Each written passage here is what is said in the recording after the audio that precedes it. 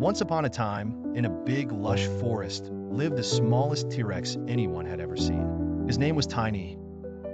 While other tyrannosaurs were huge and powerful, Tiny was, well, tiny. But what Tiny lacked in size, he made up for with a heart full of kindness. One sunny morning, Tiny's friends, Rex, Roar, and Stompy, were playing a game called Who is the Strongest? They pushed trees, roared as loud as they could, and compared their sharp claws.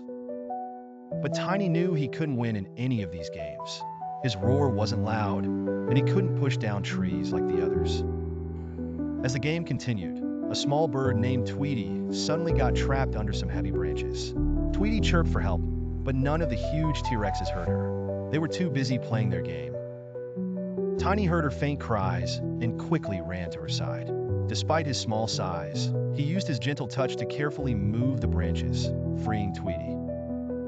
"Thank you, Tiny," she chirped happily, flying away. When the bigger T-Rexes saw what Tiny had done, they were amazed. Rex, the largest of them all, said, "Wow, Tiny, you may be small, but you have a big heart. You saved Tweety when none of us even noticed." Tiny smiled and said, "It's not about how big or strong we are. What really matters is kindness." From that day on, Tiny wasn't just the smallest T-Rex in the forest. He was also the bravest and kindest.